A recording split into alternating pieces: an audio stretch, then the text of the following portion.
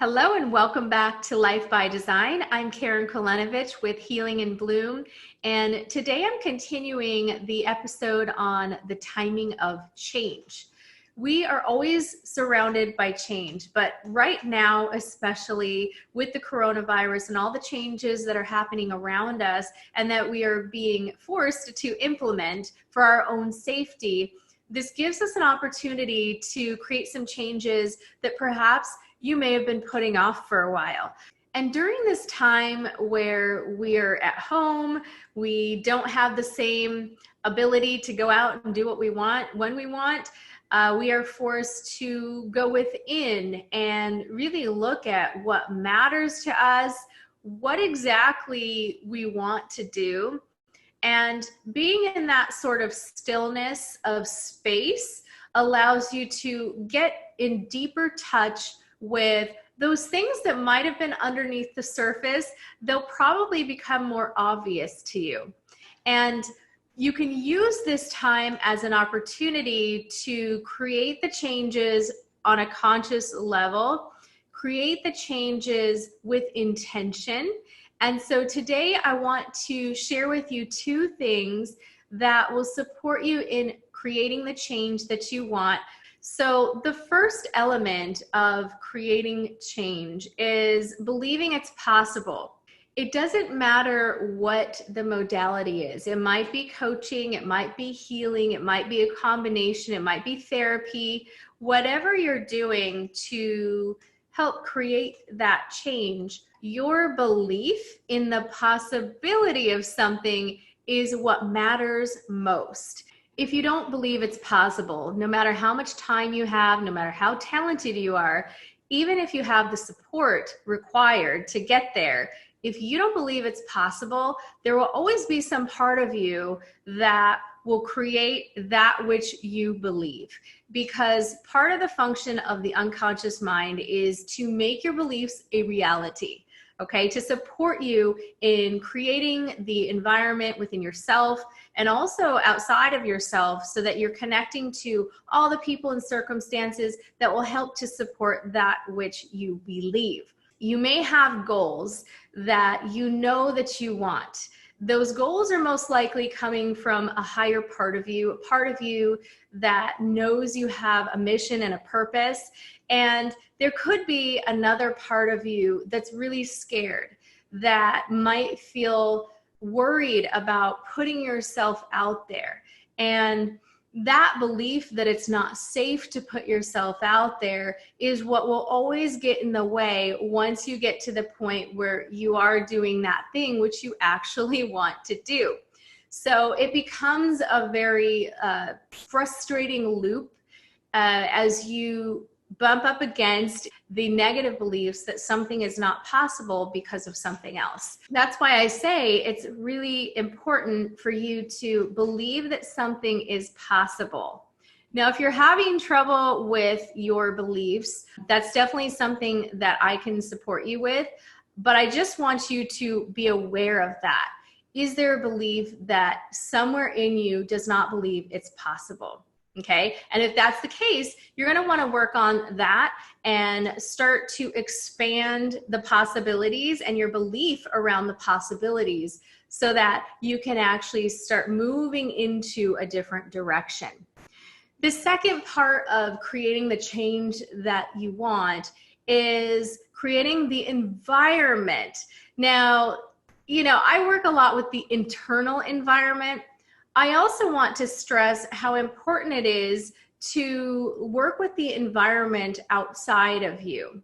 So I have a client that wanted to become a non-smoker, and we did the mental and emotional release work. We also did some hypnotherapy, and we did some work undoing some of the limiting beliefs that she had. One in particular was, it's too hard to quit smoking. And in fact, she had asked me, like, do I need the Nicorette nicotine strips to kind of wean off of it after we do this work together? That was a really important question, and it did illustrate to me that she still had part of that belief that, ooh, it might not be possible and I might need this to lean back on. So I discouraged her. I suggested to her that she simply see how it goes. What I wanted to do is help her to start getting used to the belief that it was possible for her to stop smoking, to become a non-smoker rather easily and quickly. And so part of that was not to purchase those Nicorette strips before we started therapy. And so after we started therapy and we did everything that we needed to do with her and that she was a non-smoker, she felt a little bit different, right? I mean, it was kind of a surreal experience for her.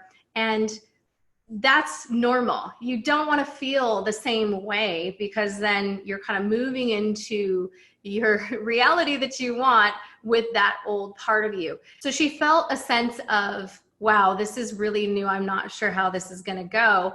And I told her that she needs to get rid of any of the material, any of the objects that a smoker would have. For example, ashtrays, packs of cigarettes, different things that to her said that she is a smoker. So that was part of setting up the environment around her to support the changes that we created. Release work, transformational work, coaching, and therapy are effective. We all know this to be true. But part of the reason why some people backslide into what it is that they don't want is they're not taking the actions to set up the environment and reflect the new changes. You need to be mindful of those things and start creating those changes to reflect the changes that have happened within. Otherwise, it's really hard to maintain that new level that you have achieved. There's always that chance, if you're surrounded by that old environment, that you will then go down to that level again. So like I said, with my client who is still a non-smoker, she had to make those changes so that her life reflects that she's a non-smoker. So even in her car, she had to clear that stuff out. When you're making these types of changes, it is your responsibility. There is only so much that a practitioner, a therapist, a doctor, anyone who is in a helping profession that is doing really deep work to support you through a transition, there is only so much that they can do. And so when I have a client who is successful, it is because they were ready. It is because the timing of that change was so urgent for them that they were willing to move beyond that boundary that they held themselves in order to experience something new. And it required them to believe it's possible, number one, and two, for them to readjust the environment around them to reflect the changes that they wanted. So those are the two aspects that I think will really help to set you up for creating the change that you want in a timely manner. And if there's anything that I can help you with, this is a great time. I've had a lot of people reaching out because they do have time. They have time to be at home. They have time to do the internal work. And so I encourage you to take advantage of this time, and you can do the DIY approach and do things on your own. There's a lot that you can do. If you feel inspired to reach out to me, there's information below on how to do that. This is a great time to go within and do some of the things that you may have been putting off just because of the busyness of life. Now we have this opportunity to pause and make it a time that you are setting up the foundation for the change that you want to create in 2020. We're only in the first quarter of the year, so we have a lot of time between now and then to make excellent progress on your goals and dreams. I hope this message has been helpful for you today, and I wish you health and happiness and peace in this transition that we're all going through together. I'll see you next week. Bye-bye.